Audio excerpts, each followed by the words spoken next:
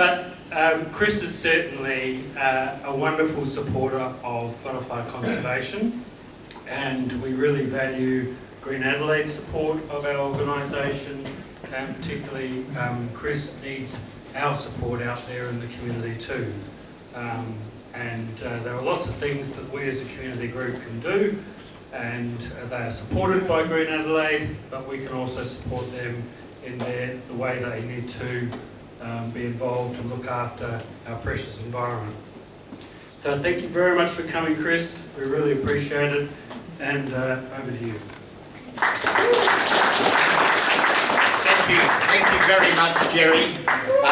And thank you firstly for inviting me here, for having a lovely dinner. It was really delicious, and I do congratulate the chefs and for putting on a glass of champagne.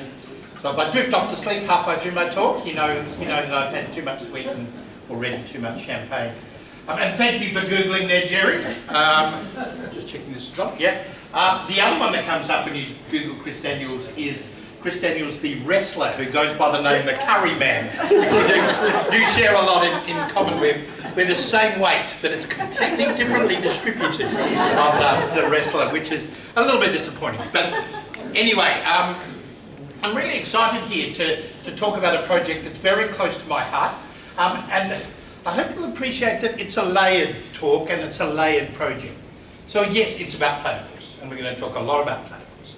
But it's also about platypus habitat, which means it's about the River Torrens, or Karrawirra Parri, the Kaurna term meaning River of the Red Gum Forest. And it's about what happened to that since 1836, which means it's also about how we recover an ecosystem that delivers ecosystem services, but one that isn't going to be the way it was, and we don't want it the way it was, because the river is now in an urban system and an agricultural system. So how do you make that work and develop into a system that can support something as wonderful as platypus? So it's a bit of a journey, and of course by recovering the River Torrens, what we're doing is exposing 1.3 million people to an ecosystem in their backyard and saying, you might think this is horrible, but look what it really is. It can now support platypus, so get off your bums and do it elsewhere on all sorts of other locations, locally, statewide, nationally, and even internationally. So it's also about generating hope. And hope is the most important thing we need to do for young people. So something like platypus is a way of getting our young people engaged, because yes, it's dire. Yeah, we're not going to recover it all. We may not even recover most or even some, but we can make a difference, and effort will lead to significant change. So that's really kind of the backstory behind platypus, and so bear with me, it's a bit of a run. Great. So firstly, Green Adelaide. I don't know how much you know about Green Adelaide. It's a natural resources management board. It grew out of the previous system that was established in 2004 as the first of the natural resources management boards.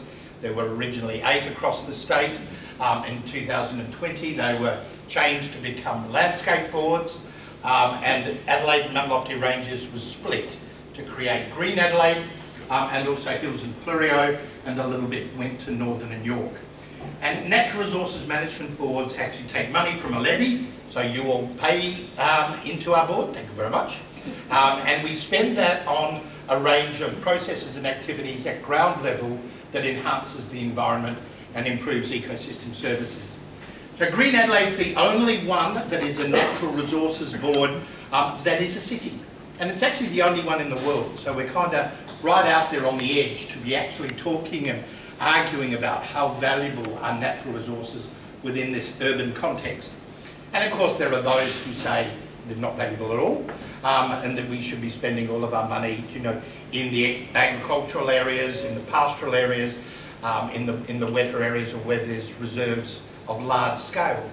I don't believe that, because, as I've already said, it's very important to be connecting with children, with people, with communities. Because in the end, nature is going to survive because people are engaged with it. And there's no other way that it'll happen. We've got 8 billion people on the planet. If at least a substantial proportion of those are not engaged with saving nature, it won't be saved. So fish where the fish are, and they're in the cities. So it's really, really important.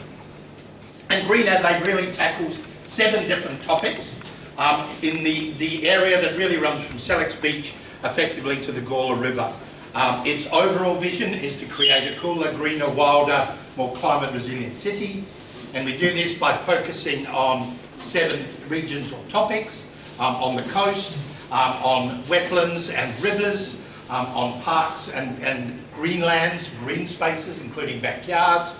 We look at supporting biodiversity, local biodiversity, and managing pest, plants and animals.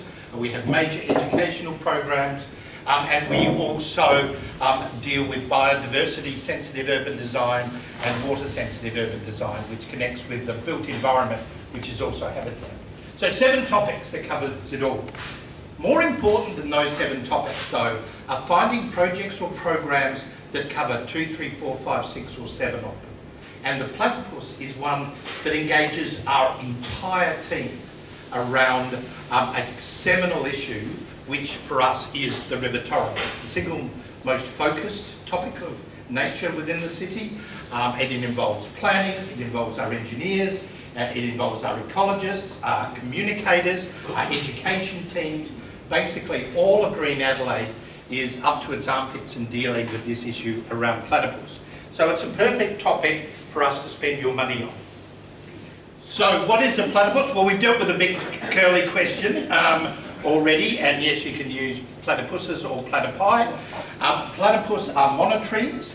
They're one of 3 types of monotremes left. They evolved probably about 150 million years ago as a very ancient ancestor of the mammals. So sometimes they're regarded or called the most primitive of all of the mammals. Monotreme means single hole, so the females have one hole through which they pass their wastes and also pass their egg or eggs when they come to lay it.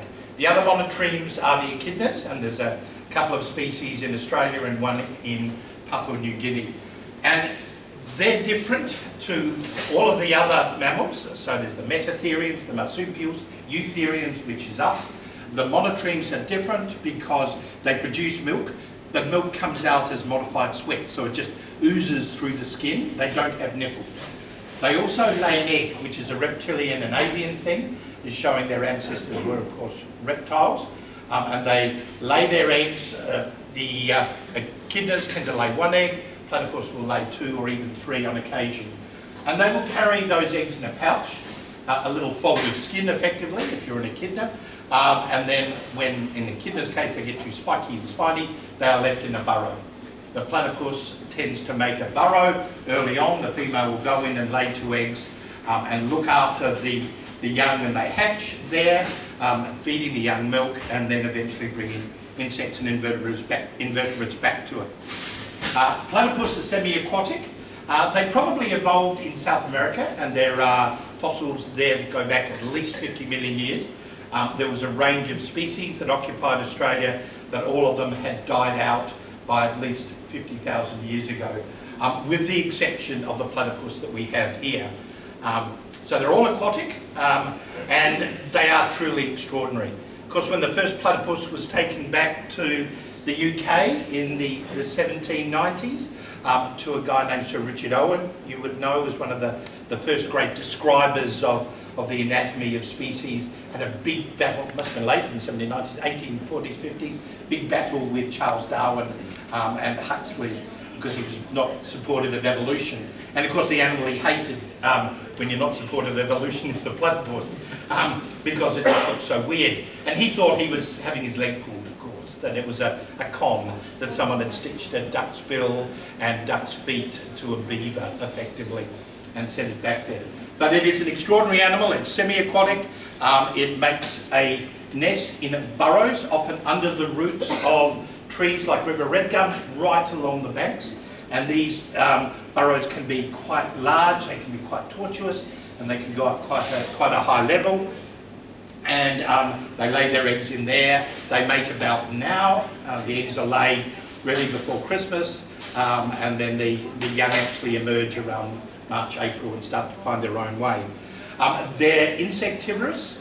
So they eat aquatic invertebrates. So they'll eat caddisfly larvae, dragonfly larvae, damselfly larvae. They'll eat yabbies, they'll eat prawns, they'll eat anything they can get. And they forage around underwater, and I'll show you an image of that at the moment. I've already said they have between 1 and 3 eggs. Penny Ricemuller coined the term puggles for echidnas, and that seems to have stuck for platypus babies as well. And here you can see platypus foraging. So with platypus, they come out at either dawn or dusk, and they hunt around. They're usually in shallow areas with lots of rocks, where there are lots of bugs. Not too deep. The water has to be just kind of the right depth, and they will shuffle around underwater. They close their eyes, close their ears, and close their noses, and they pick up electrochemical sensing from the movement of their prey. So they don't actually expose any part of their body to the water. So it doesn't matter the quality of the water. They're not absorbing any nasties through their skin or through their mouth or through their nose or anything like that. As long as there's lots of bugs under these rocks, this little guy will find them, and then they come up to the surface and they grind up the bugs using plates called lamella within the beak, the nose of the platypus. This is actually soft and very sensitive. It's not hard like a duck's bill. So that's how you see them, dawn and dusk, doing that sort of thing. They're found effectively from Cairns to Hobart. They were found throughout Victoria and through the wetter riverine systems of New South Wales. They were found in the southeast and along the Murray, and they were in the Mount Lofties. So there was a relic population that was probably in the Onkaparinga, although that's not been confirmed, but it was certainly in the Torrens. There are pelts in the museum that the Ghana people had collected up and made for rugs, and they were regularly seen there in the very early days of the Torrens. The last one that was observed was in the middle 1880s, where a dead platypus floated downstream after a flood, and that was collected and taken to the museum. After that, they were not found anywhere in the Mount Lofties. So they were definitely here, and they're also a very important part of Aboriginal culture, as we'll talk about again in a minute. So to understand what happened to platypus, you have to understand what happened to the Torrens, and then what happened after we destroyed it to recover it. And Torrens is a really weird river. It's an incredibly difficult river to manage without even having an urban system on it. And so I'm just going to spend a few minutes trying to explain the River Torrens. So it's here about 85 kilometres long, about 50 miles in the old vernacular, and has a catchment of about 500,000 hectares. It runs through 10 council areas, from the Barossa and the Adelaide Hills Council in the north, through Tea Tree Gully, you've got Campbelltown, Norwood Payne and St Peters, Walkerville, Adelaide, Prospect, Charles Sturt, Port Adelaide and West Torrens there. And it runs through a range of different environments now. So the upstream portion, all the way through to Karrawirra Creek, here at Castanbull, where it joins Sixth Creek, that's through essentially pastoral areas. Farmland, cattle and sheep, very, very important farmlands. Then there's a segment that runs through the Hills Face zone, very steep and rugged, a lot of natural vegetation there, and the river can gain great speed as it comes down this westerly face here. So there are a number of waterfalls on the tributaries, things like Waterfall Gully, Moriata Falls and others, and a number of tributaries come off from the Mount Lofties as well, and come down to join the River Torrens. So it sort of meanders its way through agricultural areas, hits reasonably well vegetated areas, and then comes down onto the urban area where it slows down and spreads out and runs down towards the sea. So it's got these three kind of separate components. When you look at its feeder creeks, there are lots of other ones up, lots of little ones in the Mount Lofties itself. But once you come down on the plains, you have the big ones, and they are the romantically named first, second, third, fourth and fifth creeks. They actually were originally called Greenhill, Hallett, Todd, Anstey and Ormsley rivulets respectively. That's a great one for quiz nights. Yeah, get your tables to name all of them in order. and then they have to call them rivulets as well. The only one that we still use, occasionally we use Breakout Creek for Fourth Creek, a Ghana word meaning ever flowing because there's a spring there.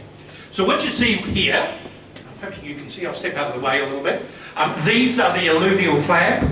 Now it's working. These are the alluvial flans that come off the various creeks, and the creeks that come and run into the Torrens here. The Torrens spreads out over a really large area here, past the airport. So this is all very low-lying and was originally wetlands. A lot of this area was called the reed beds back in 1836. The last of the reed beds disappeared about the 1970s, maybe a bit earlier than that, when Football Park was built around West Lakes up in here. So you've got these various creeks, and this area is highly prone to flooding. The River Torrens actually stopped about 5 kilometres from the coast, and water basically spread out through the red beds. Some was picked up by Karrawirra Creek, but most of it remained in the reed beds and was either taken down into the aquifers or evaporated away. Now, how the River Torrens behaves is determined by the geography, the climate, the rainfall of this particular location, and it's really wacky. So I'm going to break it down for you. To start with, you've got to look at the geography. Here we have the Mount Lofties that come off at about 45 degrees. You have this spur called the Select Spur that comes down to Maiponga and basically meets the coast there. There's a couple of flat areas, McLaren Vale, and then most of the plain here that you can see is on or about sea level. So blue is about between -2 and 6 metres here. The highest point is mighty 696 metres above sea level. I love explaining to people who live in Europe and northern China that our highest point is 600 metres above sea level. I particularly like saying we call that Mount Lofty. They would call it not a mount at all. But anyway, that's our highest point. So you've got this. Most important is it comes off at an angle. So it's about 45 degrees. And this has profound effects on the wet systems that come in from the south and the east and predicts the rainfall. As a result of this geography, we have about 9 river systems that come off the Mount Lofties. Some are very small, like the Pedlar Creek system here, or Christie's Creek, or Field River. The Sturt River is a reasonable size, Sturt Brownhill Creek system. Then you've got the River Torrens here, you've got the Ongaparinga, you have the Little Parra, and then you have the Gawler up to the north. So you have a number of short river systems that can flow at great speed because they're collecting water off the Mount Lofties down onto this floodplain. And the other thing to bear in mind is the soil types really fall into 2 types. These red-brown ones are those highly reactive clay soils that make living in the eastern suburbs really difficult because they shrink in the summer and you get these big cracks appear, and then they swell up in the wintertime when the rain comes. So they're very hard on your walls. How many of you got cracked walls and cracked roofs for living in the eastern suburbs? Exactly. There's a line here, the Parra Fault, that runs pretty much through the centre of Adelaide there, and on the western side of the Parra Fault are the sandy soils and the old seabed soils, because this area is on or below sea level. So you've got these 2 dramatically different types of soil or base that the river runs through. This here shows what happens when it rains. It doesn't rain evenly in Adelaide. Because the Mount Lofties are coming off at 45 degrees, weather comes from the south and west. It's pushed up that sheer westerly face and comes down right on the peaks. So you have highest rainfalls up around Piccadilly, but the further away you are from the Mount Lofties, the less rainfall it is. So you can see that if you're at Semaphore, you can have much less rainfall than if you're in the Mount Lofties on any different given rainfall day. So the average rainfall in Adelaide is about 550 mils, measured at Kenttown. But if you measure it at Piccadilly, it's about 1.2 metres. You measure it at Semaphore, it's about 300 mils. So it's actually a 4-fold difference in the distance of about 40 to 50 metres as the Australian raven flies across here. So it's incredibly variable across space. It's also very variable across time. Most of our rain occurs in June, July and August. as you can see here in the median rainfall, and then falls away a bit after September. You can get significant rainfall events in the spring and sometimes even in the summer, but they are separated by 7 to 10 days, often of very hot weather, and then you get a downpour, and sometimes that downpour is also a tropical low that's pushed south from Darwin and the Kimberleys and so forth there. So it's not very good to manage, very hard to manage our stormwater. So you get these high stormwater events here, most of the rain in winter, and then we have a very long, dry April, autumn in particular, and possibly late summer as well. So you get this high variability within a year, and then you can get variability between years. Because the rain falls mostly in this winter period, if we don't get winter rains, like this year, then it's a long wait for any more rain to come next year. And you can see the annual rainfall can vary from about 650, 700 mils on that this year, whatever that was, about 1990. The next year you're down around 350 mils because it doesn't rain evenly. Ironically, our rainfall is the same as Paris and London, 550 mils. We get rain 60 days a year, they get rain 300 days a year, but they get drizzle. It doesn't drizzle. It's like the rain we just had today. Comes down a lot, then stops. And so what that means is this rainfall, if it falls heavily in the Mount Lofties, and you get a lot of it, it will come down at speed, come down that sheer westerly face at great speed, and then hit the Adelaide Plains, which are flat, so it slows down quite quickly, but spreads out enormously. So really difficult to manage. And some years it will run in these great torrents. Other years there'll be no water at all, when it'll just be muddy puddles. So really difficult to manage.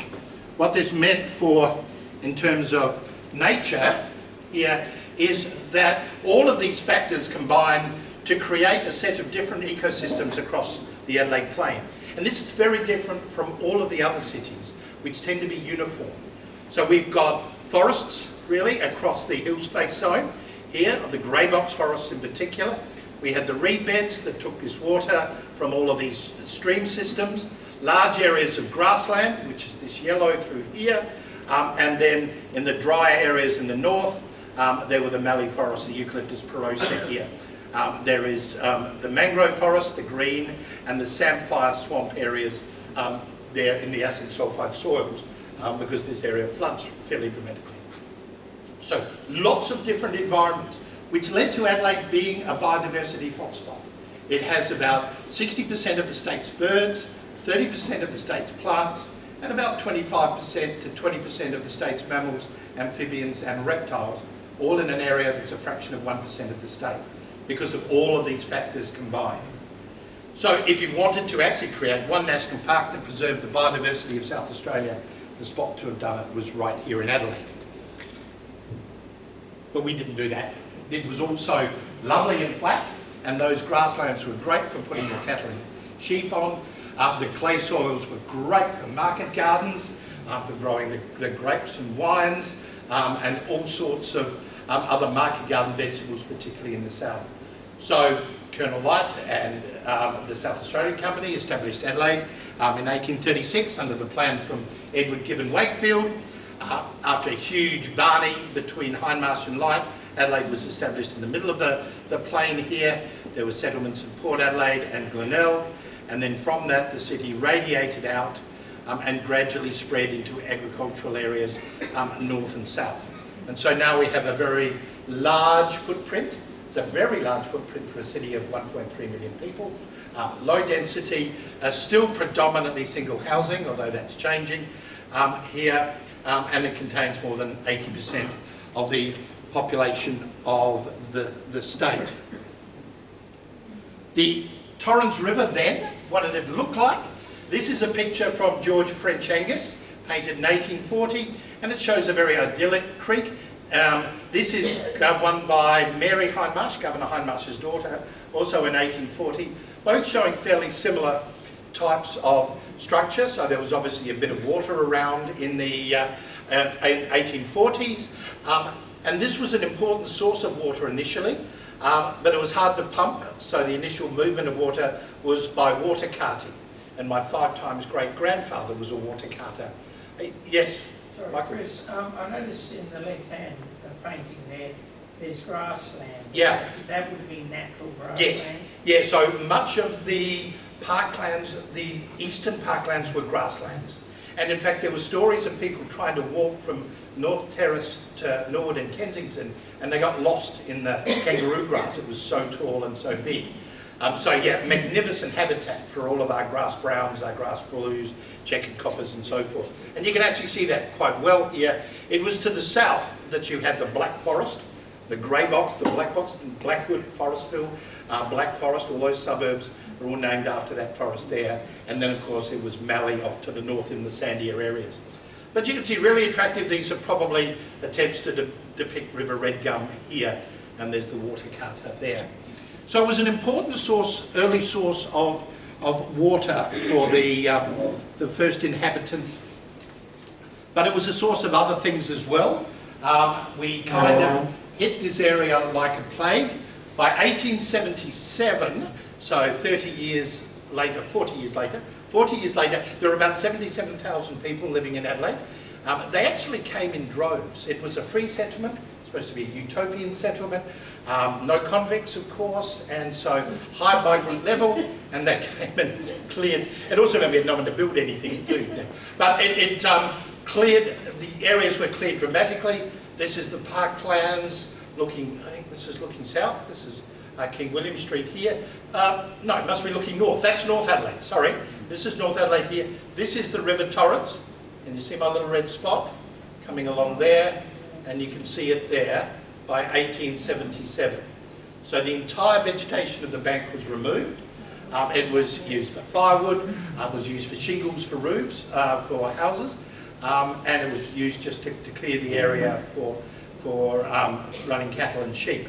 The parklands were a commons, so you could bring your own cattle and sheep down and graze them in the parklands, and this has led to sort of a free-for-all for the destruction of the parklands here. So the Torrens was extensively cleared, and when it had dry periods, it really dried up into just little puddles of not much value in it. There was also then the dumping of wastes. Remember, European rivers were also used to take sewage away, and of course one of the reasons was for selecting the Torrens was it could provide both water and be an outlet for sewage. Except it didn't flow to the sea, did it? And of course it turned to puddles, because you now know that some years are good and some years are bad. Some 7,000 sewage outlets operated from the south of Adelaide straight into the River Torrens, which led to major outbreaks of dysentery and cholera. We had the tanneries and the mills were positioned right along the river, so you could throw the dead carcasses of animals and skins and all the waste straight into the river under the belief that it could be taken away. Yes, I've got a lot to get through. It's just the excellent history of Adelaide that you're giving just promotes more questions. When did the bandicoots, the pinkies... Yeah, the rabbit-eared bandicoots. I mean, that's another really good example of the destruction of the area.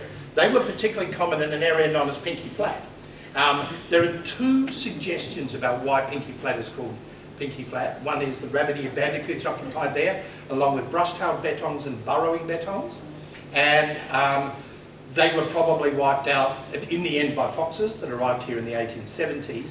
But all of those animals were captured and used for coursing. So people like Bar Smith, you know, the great founder of Adelaide, he was really fond of setting his dogs onto these animals. So they were captured and used for that. The other suggestion about why it was called Pinky Flat is because the Alkies used to go there and they would be drinking methylated spirits often, or really strong alcohol, and they would add bitters to it, giving it a pink colour, probably to mask the flavour of it. We don't use that suggestion so often, but you're pointing. So they would have been all around here, Pinky Flat. Here you can see the tyre tracks from the water carters coming down here, and they destroyed the bank and the bed of the river. The river was also dredged for the rock and gravel that had traditionally come down to be used as road base, and all of the major roads in the city were used for there. The walls of the river, particularly the southern wall, which was the one that was cut out by the speed, That rock was used to build most of the buildings. Parliament House, all of the old buildings you see on North Terrace are built with the rocks from the southern side of the River Torrens. And you can see how important that river, how sheer that must have been when you go down the steps of Bath Smith at Adelaide Uni or walk down Frome Road. You know, that's quite steep. That would have been very steep. That would have been where the edge was there that separated North Adelaide from Adelaide there. So the banks then were all used and chewed up. The river was filled with sludge. The water was removed until there wasn't enough left of it here. This is an encampment in the 1930s during the Depression. Lots of people still lived there if they were destitute. So the water, you couldn't use the water to drink after really about the 1860s. So reservoirs had to be built. The first one was at Thorndon Park in Campbelltown in 1859, and this was followed by Hope Valley and Millbrook by 1918. And these are all off-site reservoirs, so there were weirs put across the river and aqueducts carried water to these reservoirs. The last one to be built was Karrawirra Creek in 1969, and that served a dual function, still does. It's a detention basin for when there is those heavy downpours in winter, so it will retain water, as well as serving as our largest reservoir, up around 24,000 megalitres. And this is before Maiponga was built, or Mount Bold on the Onkaparinga. So we had all these reservoirs were then built there. The biggest oops of all, of course, was the Torrens Lake. This was built at an area that was called the Billabong in the originally 1830s, because it was the widest, largest body of water there. In the 1880s, here it is there, the weir was built, and it failed almost immediately because the gates were not strong enough to stop the first of the major floods that came down. The guy who built it, a guy named Langdon, tried to open it. He heroically climbed down and tried to open it in the storm. He got caught there and lost his leg. The next year they built it again, and that also didn't work. And so they had another go in 1929 and finally got it big enough to deal with the volumes of water that was coming down. It's less an issue now because we've got Karrawirra Creek on the area. And the Torrens Lake was built to really allow you to go punting and doing great English things, rowing, those sorts of things. It was purely for amenity. But what it did, of course, was stop a large volume of water and had it stationary through long hot summers so that it got nice and stinky. Carp were introduced into South Australia in the 1960s, and they like to dredge up the bottom, so lots of mud then was accumulated and really became a problem in the Torrens Lake. Also, the removal of vegetation upstream led to lots of silt coming down in all those heavy rainfall events there. So the Torrens Lake kept basically silting up and was famous for large piles of black mud. There are 7 bridges across the River Torrens. That's another good quiz-like question for you. You've got to see if you can name them. There's the Gilberton Swing Bridge. There's one at Torrensville Walkway, Adelaide Uni Footbridge, the Hackney Bridge, the Albert Bridge across Frome Road, Morford Street Bridge, King William Street Bridge, and the Bridge of the Ferals, which is the one the Port Adelaide football supporters cross when they go to. Okay, moving on. They had a lot of trouble building the bridges because you had one sheer bank on the southern side, but there wasn't a bank on the northern side. That was a big sort of floodplain area, as you get with rivers, where the water just sort of spilled out. So you didn't know how high to build the bridge, right? So you'd build it, and they'd hope it was high enough, and a big storm would come down, wash the bridge away, they'll build up another one. And this went on, I think, 22 times before they finally got the bridge high enough to get to North Adelaide from South Adelaide, which were 2 separate settlements. You can see how difficult and scary it must have been crossing the Torrens when you look at where the pubs are. So next time you go down Hackney Road, you'll see the Hackney Hotel, built in 1880, right, on one side of Hackney Bridge. So clearly they stopped there, rested their horses. All the horse dung was also put into the River Torrens there as well. Had a couple of beers, then quickly raced across, got the other side, then went to the Buckingham Arms to have another couple of quiets to keep their nerves right. But all of the hotels were also built on the river because it was a great way, they thought, to get rid of their horse muck.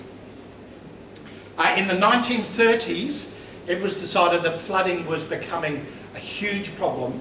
So as part of the work for the Dole scheme in the Great Depression, Breakout Creek was created, and this covered a distance of about 3.5 kilometres.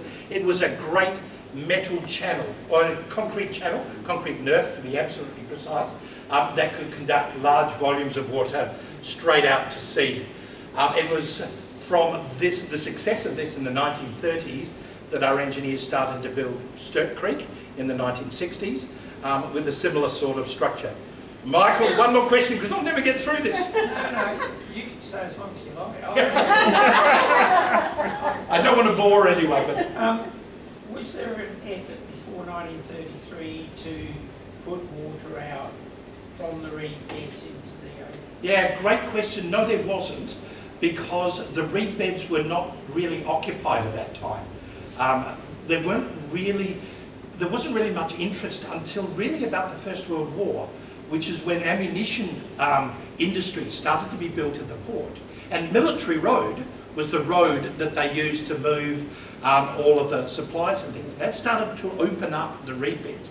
But because they flooded so much, they were quite unpopular, unless you were living on the sand dunes. So there are some very old houses right there on the sand dunes that go there, but the rest of it was too low-lying and too swampy in the winter. It dried out beautifully in the summer, as I'll show you in a minute, but it really took until this was put in that you could then start the process of draining the reed beds. And this here shows you what the reed beds would look like here. The Grange, the reed beds was here, all these light green bits with the swampy areas. Here's the Torrens. Most of the river water, if it overflowed, fell down to the south towards Netley and what is now the airport, which was built in the 50s. There you can see the term, the reed beds there. The pinery was Calitris pine here. And when the outlet was built, this enabled all of the water to be taken away. This is what the reed beds look like here, and a dry period, a lot of paper bark, a lot of other plants that you'd easily recognise, better bush and so forth. And then of course it opened it up for constructed building like Delphin Island there.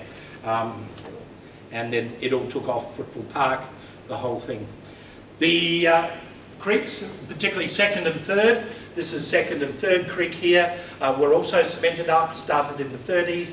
Much of it's underground now, some of it runs under Norwood Primary School and other sections. Some runs towards, First Creek runs towards the Botanic Gardens, and there are some sections that run through private land.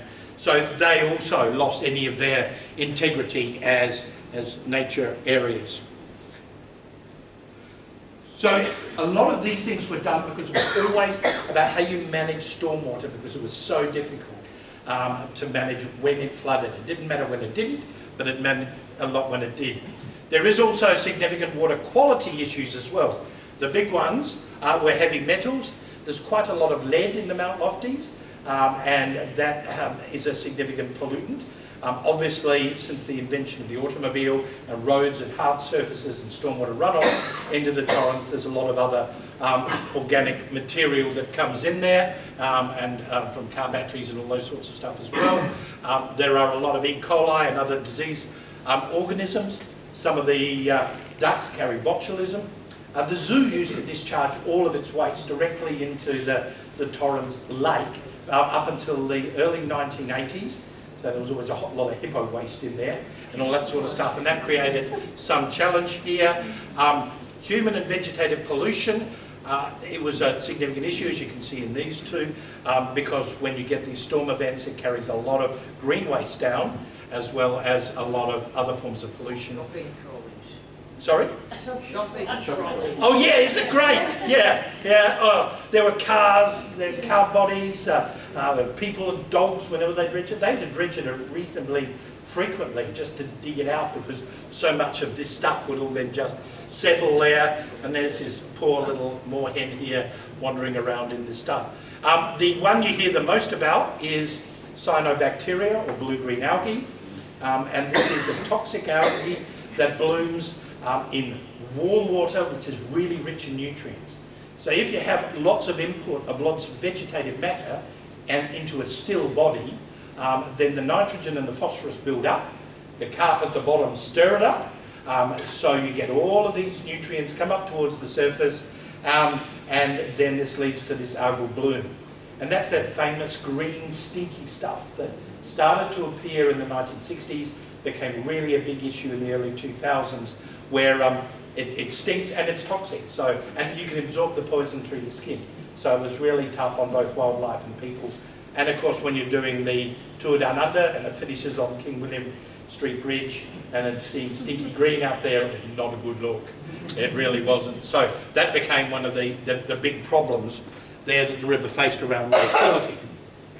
And then of course, in the end, all of this stuff is dumped out into the sea. This is a picture of the outflow through Breakout Creek in 1980 after a significant event. And of course, all of this blackwater sludge destroys the seagrasses because the seagrasses need a low nutrient environment.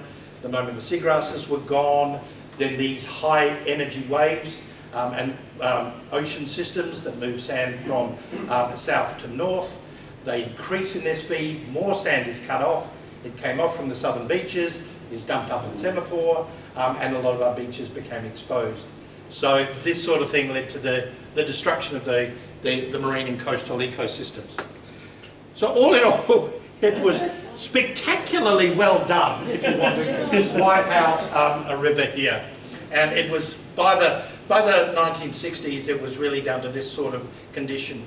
Sadly, the River Torrens, Karrawirra Parri, was a very important location for Kaurna people, and it was obviously a major food source, which goes to your point too, Michael, about the bilbies.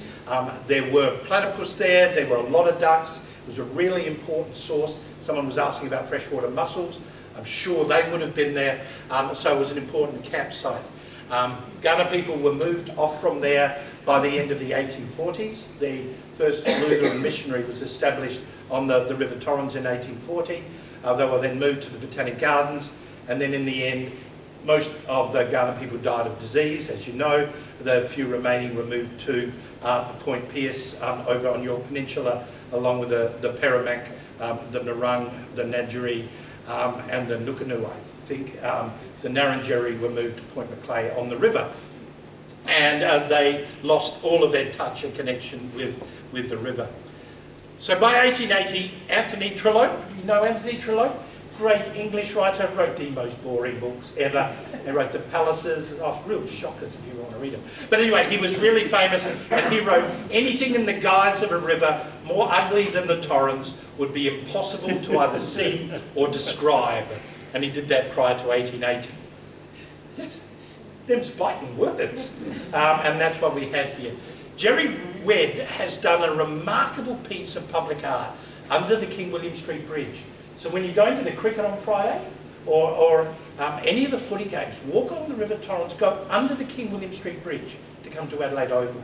And it's a mosaic on both sides of the river under the bridge. And he's done it it's in an Arabic style, the blue mosaics.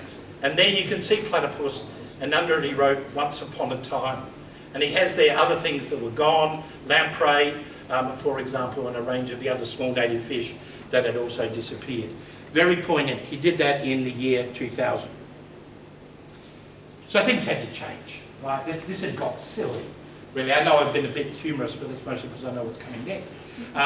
And things started to change really after the construction of the Kangaroo Creek Dam in 1969. Suddenly flooding was more under control, so it was possible to start to think about the River Torrens in a more holistic way. The first step was to create the River Torrens stormwater management system, which was initially to be 30 kilometres, but was eventually extended to 50 kilometres, basically from Breakout Creek, the artificial drain at the end, all the way up to Campbelltown and up to the gorge. This was the largest reconstruction of an urban river attempted at that time in one go, in one segment. And what they did was, here it was Hassels who did it, took out big chunks of the river that were very, very winding, straightened other sections, stopped it from being such a V shape, made it more flat bottom, changed the walls, bought up a lot of land, and a lot of land then could be used to restructure the river. At this time in the 1960s, there was also a push through the Moss Plan some of you may remember the Moss Plan, to put a solid surface over the River Torrens and use it as a busway. But instead that was replaced by the O-Bahn system, which turns out to be one of the most effective urban rapid transit systems. So this whole stormwater management system was designed to slow down the water, have greater capacity to hold the water, and then deliver it to the outflow at the end. But shortly after it was designed in the middle 1970s, it was decided that it could be more than that. It could also be a linear park, and it could be re-vegged. And re-veg was done for two reasons. One was to increase its amenity value, so provide it as a public park, if you like, where people can ride and walk. And the second was to provide ecosystem services. In the 1970s, the concept of ecosystem services was very primitive, but we've come to take it really now to mean the provision of clean water, clean air, and high biodiversity. So delivering natural systems. And this was an opportunity, with all this land bought up, with the reconstruction of the river, to actually create a park that had both of these values. To do that, you need to think about what you're creating. This is probably my most important slide, because this goes to what we have to think about when we want to create a natural system within an urban system. So there's two things to think about here. If you want to restore an ecological area, you can rehabilitate it or you can reconstruct it, depending on what you want to do.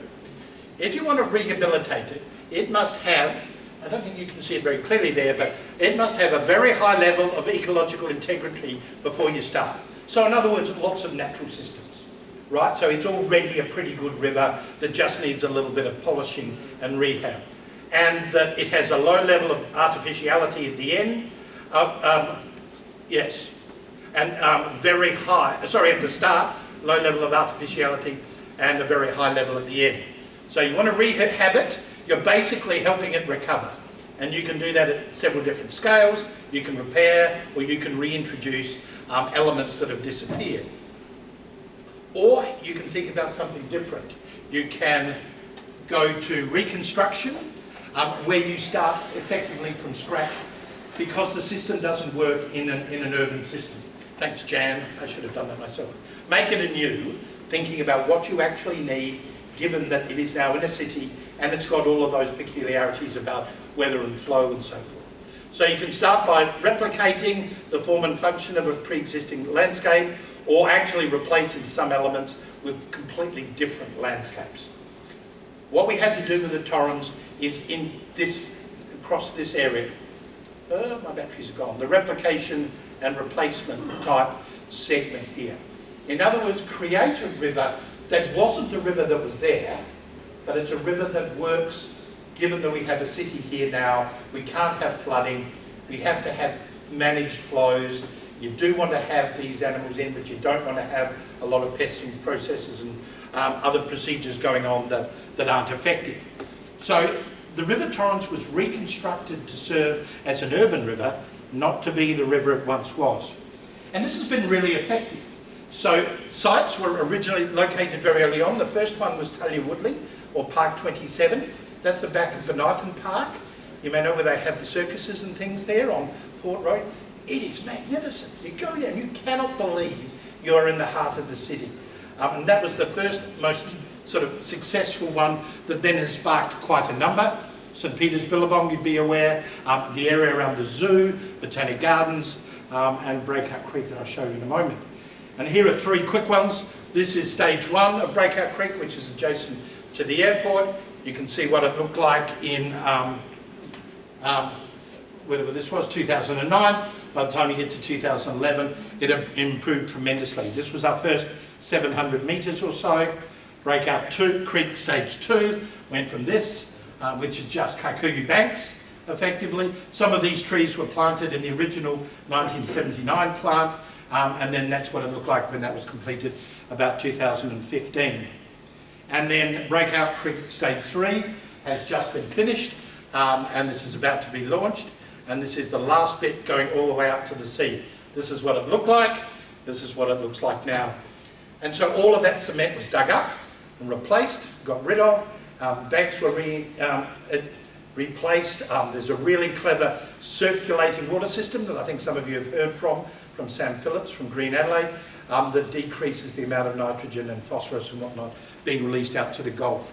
So all of these have massively improved the waterway. It also has reduced the cyanobacteria, and there's been a range of activities done to monitor cyanobacteria, the blue-green algae, which still does peak on hot days. We're going to get a lot of them this summer, and when it does, we release water from Karrawirra Creek that comes down in what we call flush flows that will carry this bacteria out to Breakout Creek Stage 3 and move through the system down there, and hopefully not have too much discharge out into the Gulf. We haven't had a blue-green algal bloom since 2012. That's 12 years without one. When I say that, nobody believes me, because we're so ingrained in our view that we have horrible, stinky lakes full of horrible green, slimy ick. We haven't had it for 12 years because this has been really well managed, and because there's been very significant improvement upstream around the re-veg and habitation improvements up there. We also do various flows, releasings of water, and this can be very small amounts to very large amounts, flush flows, to mimic natural systems, cleans out the area, gets rid of weeds and various other things. So we do that with SA Water. Which tree is that? So this one is Mount Bold. So this is actually on the Onkaparinga. So we do flush flows on the Parra, the Onkaparinga, and on the Torrens. And we also now have done two things that have been really great. The first thing is the reduction in pollution that's come about initially by the container legislation. We were so far ahead, the only thing we've done right, I reckon, so far ahead of everyone else in Australia by putting 10 cents on Farmers Union cartons and beer bottles and all those sorts of things, that massively cut down the amount of stuff that was thrown away.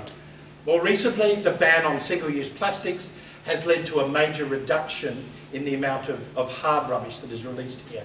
In fact, I got sent a really angry email from a resident at West Beach. I get quite a lot of angry emails, saying he'd been up and down there after the heavy flow that was 40 mils back in about March, and he collected 2 bags of rubbish there, and wasn't that terrible? I'm going, that's fantastic! You're never going to get 0, but 2 little bags, I was so chuffed. You've had a trailer load before. Well, that's exactly right, yeah. And you would have had beds and mattresses and all sorts of things, half a house. Now that's all we've got. We have a whole lot of gross pollutant traps, GPTs we call them here, that trap the vegetation. They're on each of the creeks now and at the major junctions and at various other locations. There's also fish ladders there to help move the fish around. These catch huge amounts of the vegetation, which also decrease the whole silting activity that goes on. And then, of course, you've got trusted groups, which are fantastic, like the 6th Creek, but every creek has groups that re-veg and recover these areas and improve the tributaries. So what it now looks like is this. This is from Kangaroo Creek, the drone coming over, and then it moves down through Campbelltown and down through Felixstowe, down through Walkerville. We skip over the Torrens Lake because that still needs a bit of work, and then over the Weir. And so here, I think this is down through the upper part of Felixstowe, and then we come down, that's Walkerville. You can ride and walk along. You can, so it's a full amenity. The trees have grown up. That's now the other side of the Weir. You're heading down into Fulham Gardens, Henley Beach, West Beach sort of area. That's Breakout Creek Stage 2, and you can see the Henley Bridge, down Henley Beach Road Bridge there, when you come down to the end. So it has now undergone a huge change. So it isn't the river you think it is. It's something we all should be, as Adelaideans, incredibly proud of the work there. So the aim here, in the last 20 years, has seen an incredible improvement, particularly the last 10, what was known as the River Torrens re-veg program here. And the aim is not a return to the natural system, because that wouldn't work, as we've just said, and it was an impossibility. But to create a river with high provision of ecosystem services, high amenity value, a reliable water source, a biodiversity hotspot, and a quality estuary with limited impact on marine systems. That was the aim, to do all of that to the River Torrens. And there's still obviously a bit more work to do, improving the biodiversity. Here you can see the Mayor of Marion, Mayor Hannah, releasing purple spotted gudgeon into Breakout Creek Stage 3, Karrawirra Parri. These were extinct, several of the local smaller fishes that were extinct there, they're now doing incredibly well. We still need a whole of catchment management, because there's a lot of arguments around, of course. We're doing peroxide trials on managing blue-green algae, electrofishing for carp, because they do so much damage, and that's the best bit. I hate carp. And I do love it when our staff go out there in the early morning and zap them, they'll come to the service. Sorry, I've got to my happy place. Continue to work on urban runoff, of course, and continue to protect the Gulf. So there's always more work to be done. Work will never stop, because it's not possible. It's in an urban system with urban runoff. But there's an extra challenge here, which is the last point, which is to create community that is engaged and recognises this work and wants to keep it going. And that was our biggest challenge. Because when I first went on radio and said, oh, the River Torrens is not too bad. We've been doing all this work, you ought to have a look at it. So many people said I was an idiot, and that it is a sewer. Is the most frequently used word. They thought it was a sewer because it is brown, but actually good Australian rivers are brown because they've got the tannins from vegetation. If you've got clear swimming pool type water, which you can have in New Zealand, you can only get that if you've got a rock base and no plants. So that's the sterile system. So we don't want a sterile system.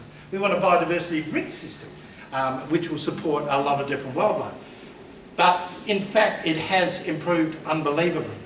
So how to get people engaged and to keep delivering the next stage? Well, that brings us back to platypus. Platypus were there. We exterminated them. They were part of Ghana history and culture, which we also exterminated at largely the same time. So can we bring these guys back? And there are a number of reasons for doing it outside of can we. One is should we. Well, if they're an apex animal, they're an apex predator, in that they will consume lots of the benthic macroinvertebrates, or the bottom-dwelling bugs, if you like, and within the creeks. Therefore, they're an indicator of the health of the system. If they do well, so do the frogs, the fish, the kookaburras, all sorts of other elements in there. And if you can demonstrate that these animals will thrive there, then you have a system that you have recovered. And this is what would then engage the community who, as I've already said, have had a very dim view of the River Torrens. I really like this meme. It doesn't really make any sense. It just says that in a recent survey, the Torrens River Water Quality Survey, that when you look at the makeup of the river, it was made up, according to people, primarily of human or animal urine, car parts, goon, which my children say is cheap white wine from a sack, fish, gamma radiation, and about half of its water there. What I particularly like this, it says, survey may or may not be actual statistics, but it is still better than information from a current affair or Today Tonight. Yeah. So can we actually re-engage our community with the river that they still think is that early version that I described? And that's where the platypus have come in. So to do this, we have to do it the right way. We could go across to New South Wales in dead of night, collect about 10 or 15 of the animals, come back and toss them in. The chances are they do pretty well. You've seen the drone footage. It would work. But it's not the right way to do it. What we have to do, and what we are doing, is going to the community with a detailed plan. And that plan actually focuses on the three things that platypus need: food, water flows, and habitat. So food I've already described. It's all those little things at that bottom right-hand corner there, left-hand corner there.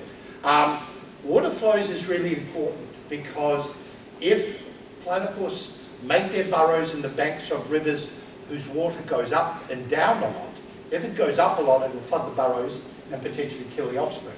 If it goes down a lot, the platypus have a long way to walk to get to the water, and that's when they're exposed to the cats and the foxes and sadly to Jack Russells and Fox Terriers, and those sorts of animals there. So you kind of need consistency of flow. So that requires a lot of modelling around what we call cease-to-flow events, or when the water is stagnant. And then the habitat itself, are there places they can make their burrows and feed where they are safe from predators? The burrows need to be located under usually the roots of big trees, and where are we going to do these releases? So there's quite a lot of work then that had to be done. The low flow and cease to flow work, you can see how tricky and variable it is. I mean, this was in 2004, and this is the location where that was. So you've still got these areas that are particularly variable. Platypus can manage that. After all, they've managed that for 150 million years. But they need to be able to make sure their burrows get right up high under the bank and really well away from trouble, or you have safety zones here. So we need to do that. So we've been doing a lot of hydraulic modelling along the length of the torrens to identify the best spots to do release, and then organising with water from SA Water, which is a challenge, I can tell you. Then there's really recognising and discussing potential predators. Most of the community think that fox and cats are the real problem with platypus. They're actually not. Foxes won't go into water, and cats hate water. And the way the platypus feed at dawn and dusk, and they go into and out of their burrows, which often have an entrance, sometimes they have an entrance below water, and certainly right on the water, they're pretty much protected from fox and cats. And the big males can fend both of those off anyway. Dogs is a bit more of a challenge, because there are some dogs that will chase, especially if an animal's out in the water feeding. Water rats actually turn out not to be predators. There is a bit of a myth around that ricali, water rats, will prey on the eggs and young and go into burrows. Doesn't seem that way at all. In fact, it turns out that really platypus and ricali are kind of ecological equivalents. Water rats are best thought of as Australian otters, though they tend to eat more fish and ducklings and things like that than small invertebrates.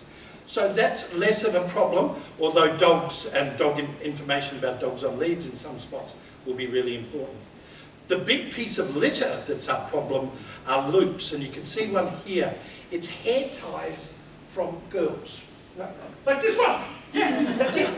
When they throw them away and they get into the river, because the platypus have no way of getting them off their heads. The other bit that is common is the handles on shopping bags. You really get down into the weeds when you're doing this, because the shopping bag rots away, but those heavy-duty handles can be a real problem, and here you can see a loop there. Then there's just managing the shear amount and making sure that platypus have ways of walking around the gross pollutant traps. We also have barrier considerations, so where you have a weir like this, we are building pathways for platypus to go up and around that are safe, because that's also potentially when they can be exposed. And then we are creating safe havens, so we're about to launch, I think, about half a dozen safe havens, which are fences out into the water, so that platypus have complete protection and they can use those. They're probably not that important, but they're very important for a public perception thing, that they can actually go there. We'll probably have platforms, viewing platforms at safe havens as well, when we put them in there. So there's a lot of considerations that are going in and about how we get the message out. We have surveyed all these sites along the rivers, and in fact there are many sites that have all of the conditions we need for platypus. And these are all determined by whether they've got pools or riffles, so have the bugs, whether they have the right bank vegetation, stability, there's not predator accessibility, the bank height is high so the predators can't come down, there's a lot of tree roots, submerged habitat, the water's not too deep but not too shallow, the water's not too hot but not too cold, and you've got the right sort of dissolved oxygen and reasonable water quality. So all of these things have been measured at all of these sites.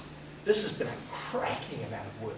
And it turns out that in each of these sections, there's the Torrens Lake. We didn't bother too much with the Torrens Lake, but from all the way down to the outlet, all the way up to Karrawirra Creek, there are extensive sections that have habitat good enough for platypus.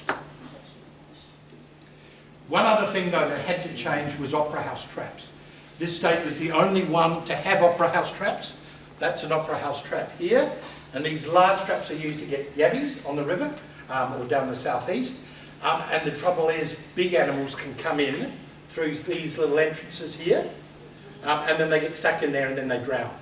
So we made a major play with wreck fish, and here I am here holding a pyramid trap. We gave away a free pyramid trap for every Opera House trap and hoped people would come in and exchange theirs. They've now been banned in South Australia, and Persa can do it, all because of platypus.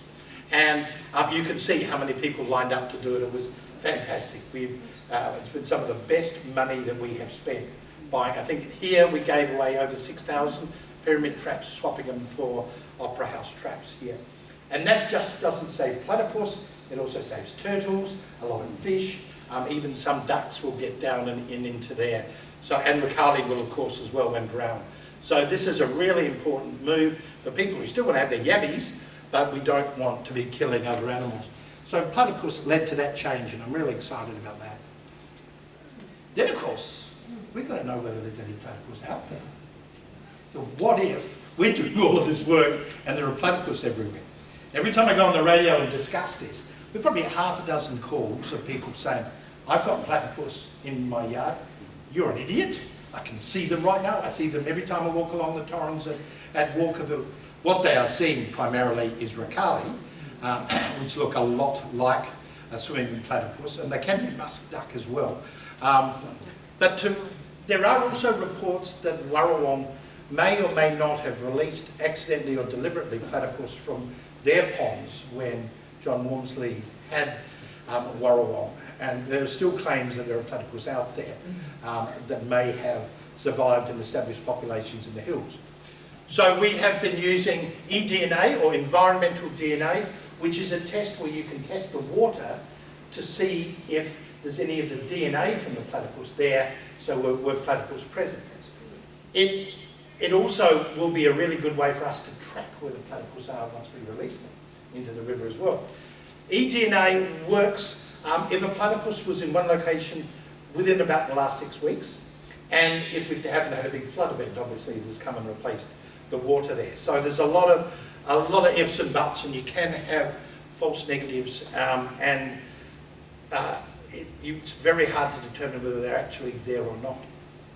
However, cause for effect. There have been some signals in various parts of the Mount Lofties, small signals, little bits of signals that have been positive. So it is possible that some of Walmsley's ones have got out, or it is possible that there are platypus that survived from 1885. Not many, maybe in the really upper reaches of the Sturt or the Onkaparinga, where there's a lot of natural vegetation.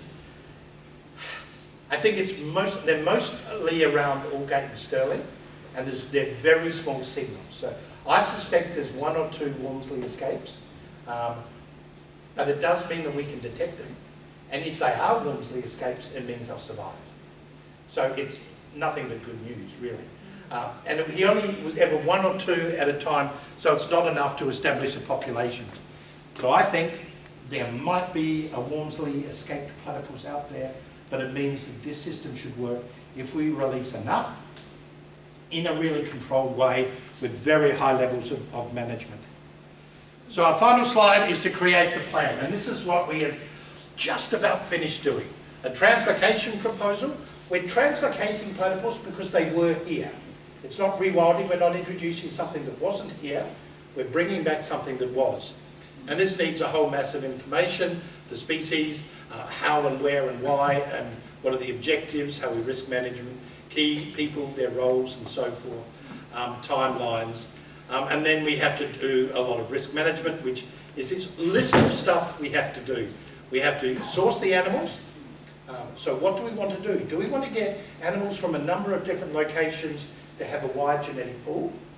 Or do we want to take some from a population that we know works, like Western Victoria, because they made it to Kangaroo Island and have survived?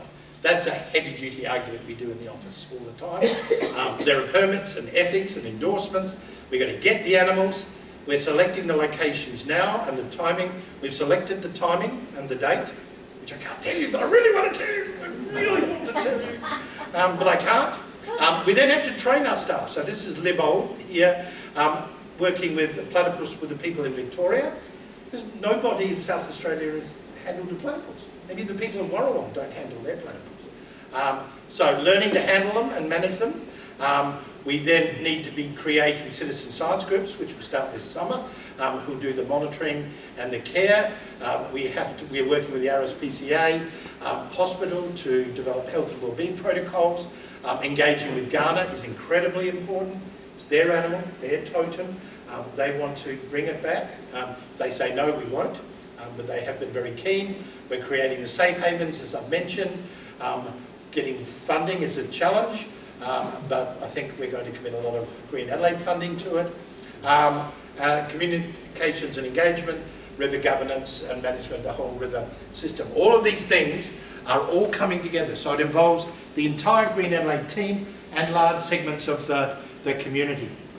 But the last one's the most important, because something's going to go wrong, right? I mean, if we release 20 platypus out there at a time very near into the future, what happens when the first one dies?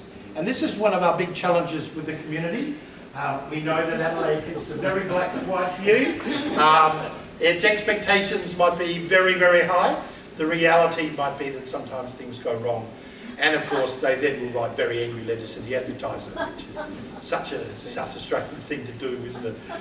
So we have to also be able to bring the community along with loss. And that's going to be a very significant challenge. So I've gone way too long, and I apologise because I got all enthused. But this is very near, and I think it's one of the most exciting things to happen within a community that demonstrates hope, demonstrates community engagement, shows you can take a system that we destroyed and bring it back to be a functioning ecosystem, and then all of the benefits can flow from that. Thank you very much. What a brilliant talk. Yeah. Well, you got me enthused. Thanks so much, Chris. I mean, you have been a fabulous supporter of our organisation for many, many years. In particular, I remember you launched our website back at Watunga, back in, I don't know when it was. The deeper 80s distant or past. something, I don't Yes, know. yeah. But I thought that was fabulous, absolutely amazing. I enjoyed the historical aspect to it, the introduction, and the whole package. And I don't think it would have happened without you. I think that's the key part to this whole project, is this bloke here. Well, thank you. You know, you're an absolute credit to the state. Thank you very much. Green Adelaide. You've been fabulous. I know you've probably got this book. However, this is special because this is signed by all of the authors. Oh, fantastic! Oh, lovely! Except not Thank you. David, because he's Right, fantastic. And I Lovely, wasn't thank trying to look to see whether you were drinking any wine, but... I don't drink anymore. I don't drink any less. That's lovely. No, I do enjoy a wine. Oh, good. Fantastic. Thank you so much. Thank you. Thank you.